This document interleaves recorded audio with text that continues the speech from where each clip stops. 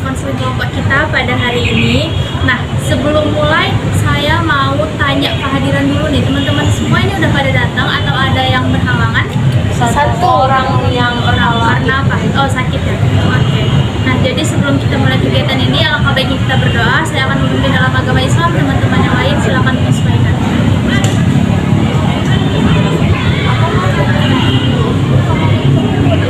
Doa selesai.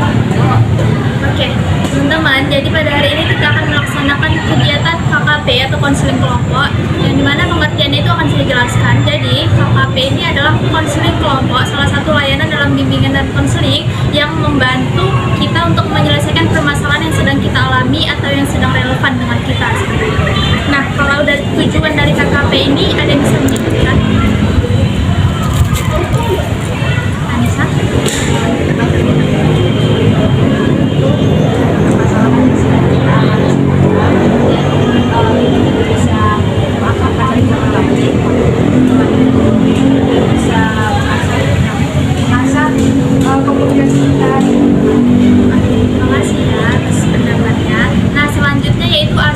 Jadi teman-teman, ketika melaksanakan KKP ada 4 asas yang perlu kita perhatikan, yaitu asas kerahasiaan, kenormatifan, keterbukaan, dan juga asas kegiatan.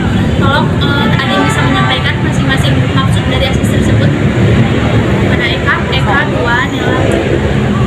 Saya mau menjelaskan tentang asas kerahasiaan. Jadi setiap apapun yang kita bahas di sini itu berasas itu bisa jadi rahasia untuk kita untuk disimpan dalam kegiatan kita ini. Setelah itu asas normatifan. Jadi kita itu berbicara atau memberi pendapat itu sesuai dengan norma-norma yang ada. Terima kasih Eka. Selanjutnya ada 2 lagi, asas kegiatan dan asas keterbukaan. Jadi asas kegiatan itu adalah kita menjalani kegiatan ini secara tertib, asas kesukarelawan. Jadi teman-teman di sini mengemukakan pendapat dan hadir ke sini itu dengan secara sukarela tanpa adanya unsur keterpaksaan. Oke, terima kasih kepada Eka dan Nela atas pendapatnya. Oke teman-teman, jadi sebelum kita bahas nih permasalahannya, saya mau tanya dulu, apakah teman-teman di sini sudah siap untuk melaksanakan kegiatan KKP kita pada hari ini? Siap, PK. Oke, nah jadi karena permasalahan yang kita bahas ini adalah permasalahan pribadi, jadi saya mau kita semua mengucapkan janji sebelum memulai kegiatan. Saya ucapkan dan kemudian kalian ikutin. Bisa? Bisa, PK. Oke, ketika saya bilang saya, sebutkan nama masing-masing. Saya, misal Eka Putri Nauliana berjanji seperti itu, paham? Oke, PK. Baik, kita mulai ya. Saya Nesya Priyata dengan ini menyatakan bahwa saya sanggup dan bersedia menerima, menyimpan, memelihara, menjaga, dan merahasiakan semua data atau keterangan dari anggota kelompok atau pihak siapapun juga, yaitu data atau keterangan yang tidak boleh diketahui oleh orang lain atau pihak manapun. Oke, terima kasih teman-teman sudah mengucapkan janjinya, dan saya harap kalian bisa pegang janji itu, karena seperti yang saya bilang tadi, ini ada permasalahan pribadi, jadi tidak diperbolehkan untuk pihak lain ataupun orang lain mengetahui permasalahan yang kita bahas pada hari ini. Oke, selanjutnya teman-teman, saya mau masing-masing nih mengemukakan permasalahan apa yang sedang kalian hadapi sehingga nanti bisa kita bahas. Mungkin dimulai dari Anissa dulu. Permasalahan yaitu untuk mengasuh anak. Oke, permasalahan Eka? Permasalahan saya itu khawatir yang berlebihan. Nela? Masalah saya itu adalah linglung seperti orang gila. Kesha? Permasalahan saya itu suntuk melihat suami malas bekerja. Mafian? Permasalahan saya itu merasa stres. Oke, nah teman-teman, jadi di sini, oke, tadi saya bacakan lagi ya. Jadi tadi permasalahannya ada suntuk mengasuh anak bertingkah, linglung seperti orang gila, khawatir yang berlebihan, terus juga ada merasa stres, dan yang terakhir yaitu untuk melihat suami malas kerja. Ada 5 permasalahan teman-teman. Saya mau kalian menyebutkan permasalahan mana sih yang harus diurutkan sebagai permasalahan pertama yang akan kita bahas, serta alasannya itu apa. Jadi permasalahan pertama yang akan kita bahas itu apa? Yang mau berpendapat silakan. Anissa, permasalahan apa? Oke, untuk mengasuh anak yang bertingkah. Alasannya kenapa tuh itu dijadikan sebagai topik pertama? Karena itu saya Oh, anaknya bertingkah. iya kecil kali anak. Oh, Pening saya. oke. Gimana teman-teman? Setuju untuk mengasuh anak bertingkah kita jadikan sebagai topik pertama? Setuju, PK. Oke, selanjutnya topik kedua. Iya, Kesha. Topik selanjutnya itu bisa topik saya, yaitu suntuk melihat suami malas bekerja PK. Alasannya kenapa itu dijadikan topik kedua, Kesha? Karena semak nengoknya PK di rumah aja gak ada kerjaannya, aja main skater. Jadi itu pengen cepet-cepet diselesaikan dan mencari solusinya, makanya dijadikan topik kedua. Iya PK, biar Oke. cepat minggat PK. Teman-teman yang lain setuju? Setuju, PK. Oke. Topik ketiga, siapa nih? Topik apa yang mau dibahas? Nela? Menurut saya topik linglung seperti orang gila ini harus dibahas, PK. Oke. Dijadikan topik ketiga karena apa?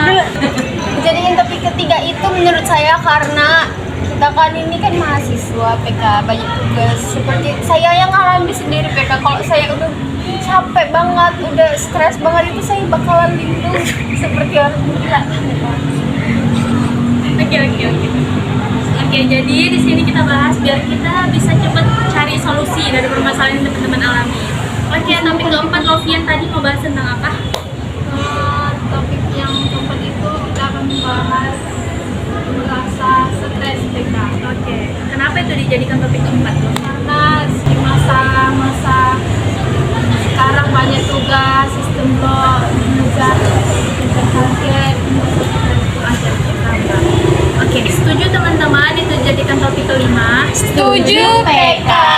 Oke, topik selanjutnya. Saya PK. Iya, Eka, topik terakhir apa itu?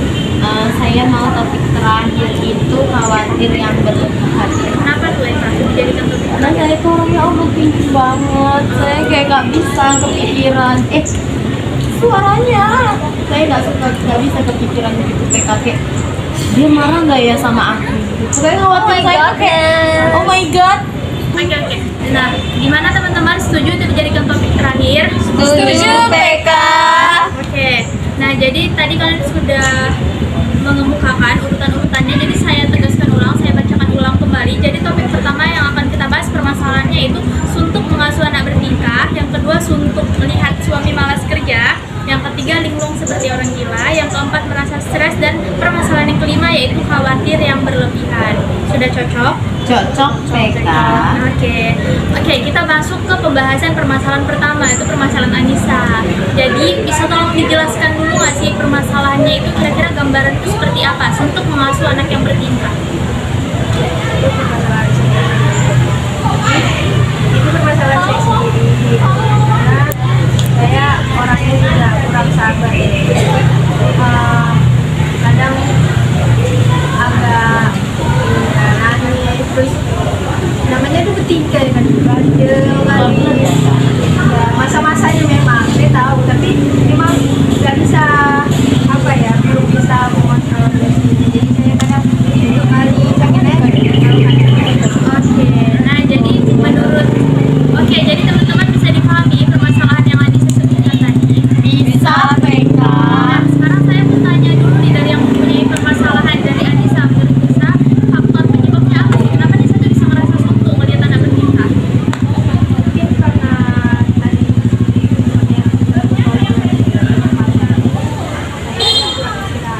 Oke, kurang istirahat. Jadi bisa merasa suntuk ya. Oke, untuk teman-teman yang lain tolong berikan pendapatnya. Menurut kalian faktor penyebabnya apa? Kenapa Nisa bisa merasa suntuk ketika melihat anaknya itu bertingkah? Misalnya PK. Ya, Eka.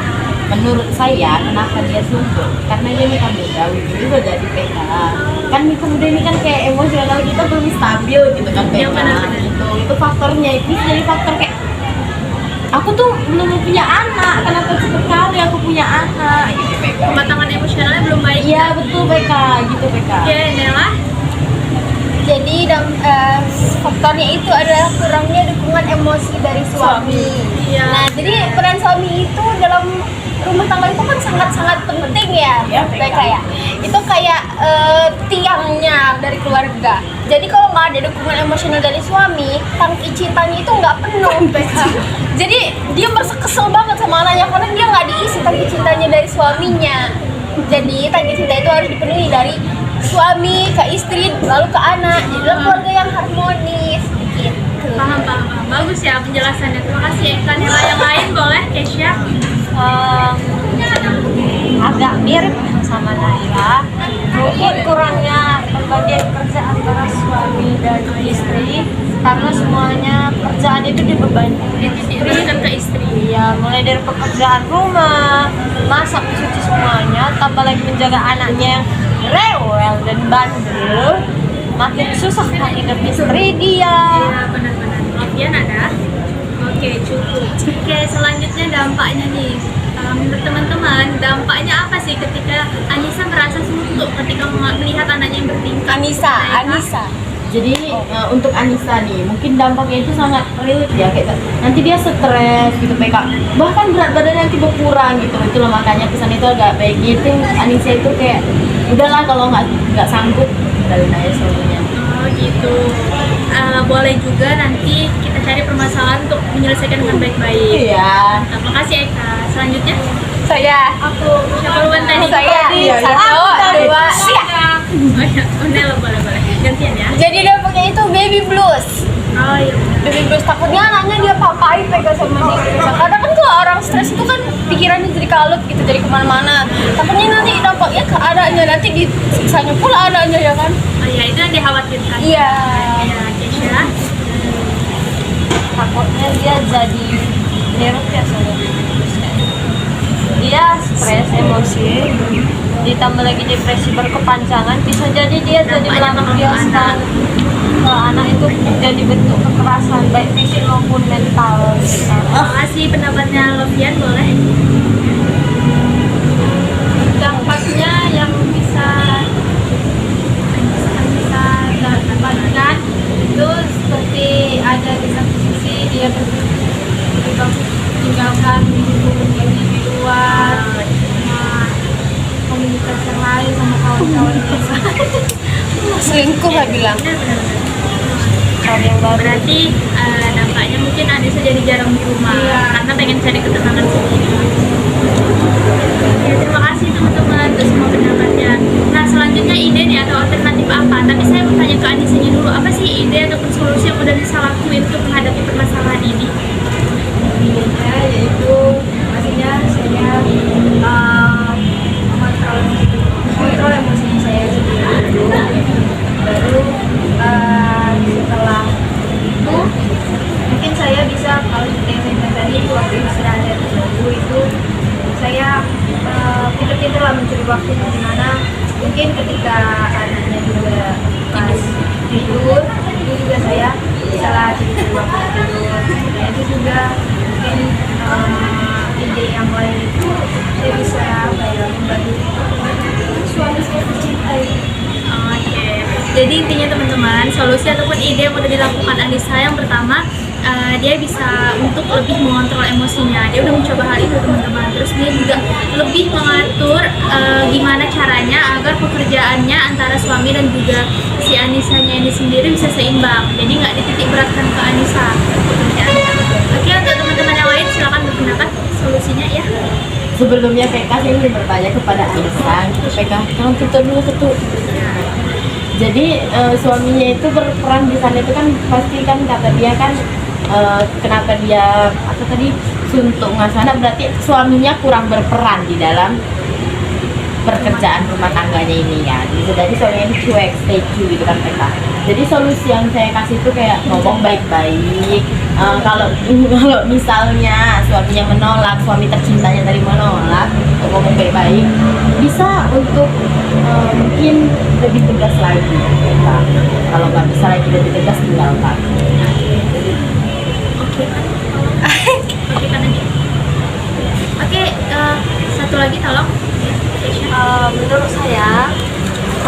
musyawarahnya tidak bisa, Cerai lah, cerai lah. dan cerai. Kalau musyawarah tidak bisa, coba kasih dulu pengalaman ke suaminya 2 atau 3 hari atau mungkin seminggu gak di rumah sendiri tahu. Biar Nanti semua soalnya biar pengalaman. Gimana suaminya dia bisa ngerasain kayak mana capeknya orang kerja di rumah sekalian jaga anak. Oh iya iya Kak. Terima kasih untuk teman-teman yang sudah berpendapat. Nah selanjutnya saya mau menyampaikan komitmen. Oke, masing-masing boleh. Dari Anisanya dulu. Saya berkomitmen untuk lebih sabar lagi lah dalam menghadapi anak. Walaupun dia bandel, walaupun dia banyak tingkah, suaminya. Oke. Jadi Anissa ini berkomitmen biar dia tuh lebih melatih kesabarannya lagi teman-teman agar bisa menghadapi dan tidak terlalu suntuk ketika melihat anaknya bertingkah. Ya, namanya anak-anak pastinya banyak tingkah ya gitu. Tapi dia bisa merasa suntuk. Mungkin ada faktor lain seperti yang tadi kurangnya peran suaminya di dalam rumah tangga. Yang lain boleh komitmennya. Ya. Baik, terima kasih untuk komitmen dari saya karena saya juga belum menikah dan belum punya anak. Jadi komitmen saya untuk diri saya adalah saya nggak mau cepet-cepet nikah kalau emosi saya belum matang. Dan saya mau menikah, ya, dan saya mau menikah dengan orang yang udah matang juga dari emosi, finansial. Saya mau saya kaya, suami juga kaya. Biar nanti kalau ngurus anak itu susnya aja yang ngurus. Jadi enggak Punya alternatif lain lah ya. ya. Ya, baik Kak, silakan. Saya ingin berkomitmen untuk tidak punya anak dulu kalau saya belum siap, karena saya nggak mau mental saya itu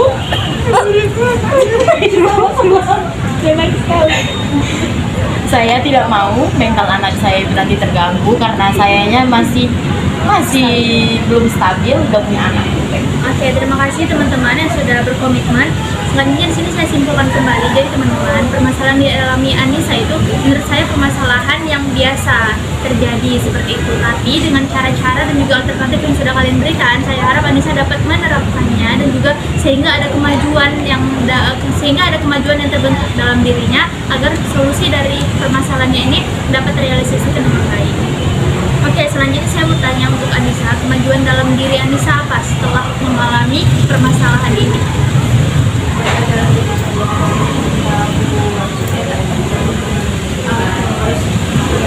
Setelah ini saya harus bisa rajin, terus juga bisa lah suaminya ini agak tahu diri juga gitu kan. Oke, terima kasih Anissa. Kemajuan dalam dirinya bagus banget ya. Jadi berarti udah ada kemajuan yang sangat baik dalam diri Anissa dari permasalahan yang ia hadapi. Oke, selanjutnya teman-teman, saya mau dong beberapa orang menyampaikan pesan dan pesan dari permasalahan kita hari ini. Ya, siapa duluan tadi? Secara singkat dan jelas. Silakan Kesha. Lewat agak malang-malang gitu.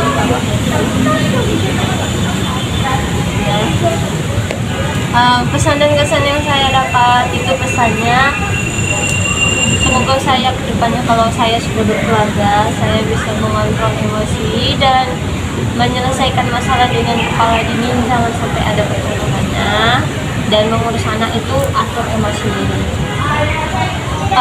Kesannya saya lebih tahu apa masalah rumah tangga sehingga saya bisa berpikir 10 kali sebelum mau menikah. Oke, terima kasih. Yang lain tadi? Ya. Jadi kesan saya di sini tentunya saya sangat senang karena di sini saya dapat banyak sekali pelajaran hidup ya teman-teman, karena itu kan akan kita jalani nantinya. Bahkan kita juga bakalan jadi seorang ibu ya teman-teman. Terus pesannya untuk diri saya sendiri, pesannya adalah saya nggak mau nikah muda.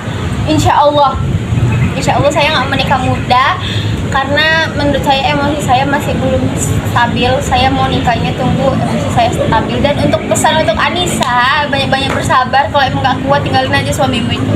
Oke, terima kasih untuk teman-teman yang sudah berpartisipasi, yang sudah menyampaikan pesan-pesan komitmennya. Semoga apapun yang kita bahas hari ini dapat membawa berdampak baik untuk Anissa dan juga jadi pelajaran untuk teman-teman yang lain. Oke, selanjutnya format BMB3 akan saya kirim teman-teman. Jadi tolong dong satu orang sebutkan BMB3 itu apa? Syah. BMB3 itu format yang berisi berpikir, merasa, bertindak, bertanggung jawab, dan bersikap. Oke, terima kasih. Jangan lupa diisi ya nanti BMB3-nya. Wajib diisi dari grup WhatsApp yang akan saya kirim nanti. Baik, Kak. Oke, jadi untuk menutup kegiatan ini, alangkah baiknya kita berdoa. Saya pimpin dalam agama Islam. Yang lain silakan menyesuaikan.